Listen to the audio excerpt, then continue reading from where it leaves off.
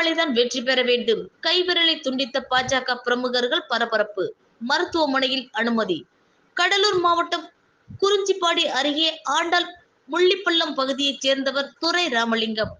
கடலூர் மாவட்டம் ராஜா பாரதிய ஜனதா கட்சி துணைத் தலைவர் இவர்.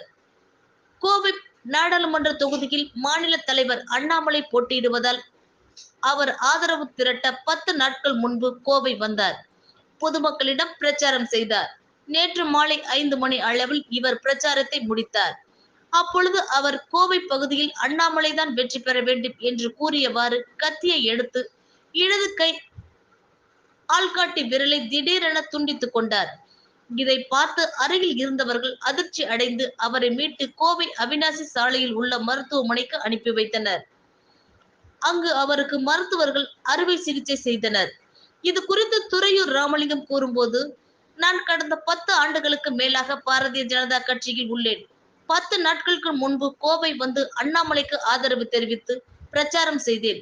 அருகில் இருந்தவர்கள் அவர் தோல்வியை சந்திப்பார் என்று கூறினர். இது எனக்கு வேதனையை கொடுத்தது. எனவே அவர் வெற்றி பெற வேண்டும் என்பதற்காக எனது விரலை வெட்டி கொண்டேன் என்றார்.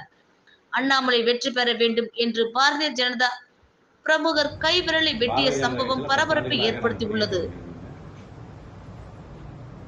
கடந்த ஆண்டு சட்டமன்ற தேர்தலில் அரவங்குறிச்சி தொகுதியில் போயிட்டு ஒரு 3 பஞ்சாயத்தில் வேலை செஞ்சேன். நான் தலைவர் அண்ணாமலைக்காக பிரச்சாரம் பண்ணேன். சிறப்பான முறையில் பிரச்சாரம் பண்ணாங்க. இந்த தடவை வந்து கோயம்புத்தூர் பாராளுமன்ற தொகுதியில் 10 நாளுகளாக உட்காந்து பிரச்சாரம் பண்ணிட்டு இருக்கோம். நல்ல தலைவர் வந்து வெற்றி பெறக்கூடிய இருக்கு. ஏன்னா 2 திராவிட கட்சிகளும் புறக்கணிக்கக்கூடிய நல்ல ஒரு சந்தர்ப்பம் இது. இந்த சந்தர்ப்பத்தில் வேற சந்தர்ப்பம் கிடையாது. ஆனால் நாங்களாம் உயிரை பணி வச்சு வேலை செஞ்சுட்டு இருக்கோம். நேற்று திடீர் நண்பர் ஒருத்தர் பேசும்போது ஒருத்தர் எதற்கு சம்மந்தம் இல்லாமல் ஒருத்தர் வந்து இல்லை உங்களுக்கு வெற்றி வாய்ப்பு இருக்காது அப்படின்னாரு. அந்த கோபத்தில் தான் நான் வந்து என்னுடைய இடது கை விரலை நான் வந்து துண்டிச்சுக்கிட்டேன்.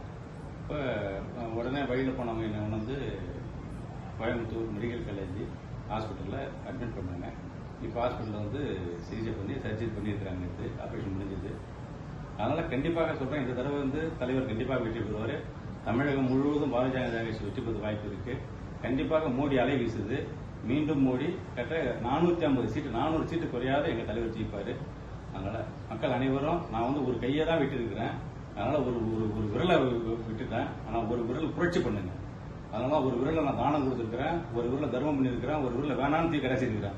ஆனால் மக்கள் வந்து தமிழக மக்கள் இந்த ஒரு விரல் புரட்சி செய்து பாரதிய ஜனதா கட்சியை ஆதரிக்குமாறு கேட்டுக்கொள்கிறேன்.